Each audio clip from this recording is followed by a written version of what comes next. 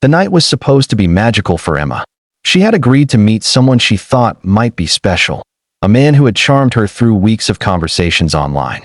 She had chosen a cozy Italian restaurant tucked away on a quiet street, a place where the soft glow of candles met the comforting hum of laughter.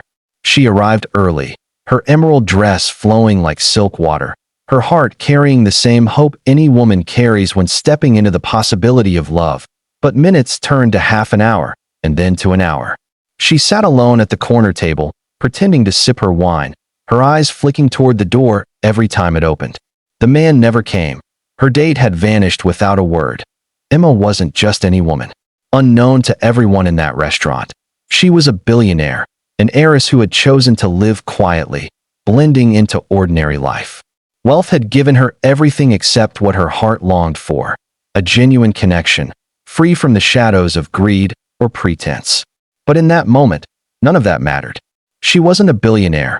She was just a woman left behind, her heart sinking with each tick of the clock. Across the room, Daniel watched. He had brought his 7-year-old daughter, Lily, for their weekly special dinner. They didn't often eat out. Money was tight since his wife passed away years ago, but Lily had won her spelling bee, and he wanted to celebrate. He saw Emma sitting alone, her eyes shimmering not from the candlelight, but from the loneliness she tried so hard to hide. When Lily excused herself to the restroom, Daniel walked over. He cleared his throat gently, not wanting to startle her. "Excuse me," he said softly. "I couldn't help but notice. Are you waiting for someone?" Emma looked up, startled. She blinked, composing herself.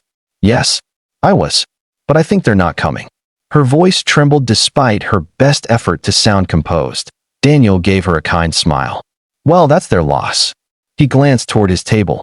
"I don't want to intrude, but if you'd like, my daughter and I would be happy for you to join us. She talks more than I do. You won't feel the silence for long." Emma hesitated. Strangers rarely approached her like this. Usually, people sensed her aura of status even when she tried to hide it. But Daniel's eyes held no ulterior motives, just kindness, the sort that comes from someone who knows how much life can hurt. She nodded. "I'd like that." And so Emma found herself sitting across from a little girl with pigtails and a smile brighter than the candles. Lily talked about her school projects, her favorite books, and how her dad made the best pancakes on Sundays. Daniel listened with patience and warmth, occasionally teasing his daughter in ways that made Emma laugh despite the ache in her chest. For the first time that night, she felt seen, not as a woman of wealth, not as someone to impress, but simply as herself. As the evening drew on, Daniel noticed Emma's mood lift. She laughed at Lily's stories, leaned in when Daniel spoke about the challenges of single fatherhood, and for a moment forgot the man who had left her waiting. When the check arrived, Daniel instinctively reached for it. Emma protested gently. "No, please," she said. "This was your celebration. Let me." But Daniel shook his head firmly. "I may not have much, but I can cover dinner with my daughter. You're our guest." Emma's eyes softened. She could have paid for the entire restaurant without blinking, but the dignity in Daniel's words moved her. He wasn't trying to impress her. He was showing respect. Outside, the night air was cool and quiet. Lily hugged Emma tightly, as though they had known each other for years. "You should come have pancakes with us someday," she chirped before skipping toward their car. Emma stood there, stunned by the invitation, her heart melting. Daniel lingered. "I hope tonight wasn't too bad, despite how it started. You deserve someone who shows up. Don't forget that." Emma's throat tightened. She wanted to tell him who she really was, that her world was gilded with billions, that men often pursued her for what she had rather than who she was. But something held her back. She wanted to protect this fragile, genuine connection. So she simply said, "Thank you. You've been more than kind." That night, Emma lay awake replaying every moment. Not the disappointment of her date's absence, but the unexpected kindness of a single father who asked for nothing in return.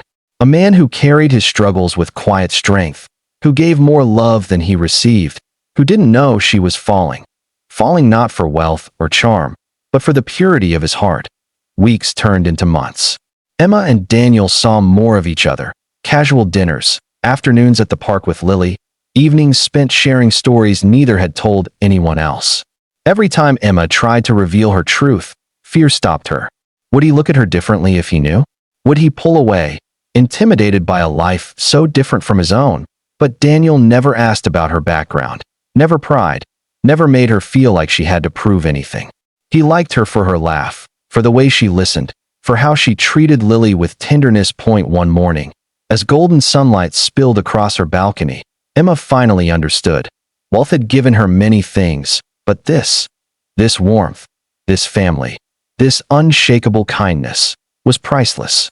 And she was ready to risk everything to keep it. Because the single dad who had stood by her on the night her world crumbled didn't know she was a billionaire, and he didn't need to know to hold her heart.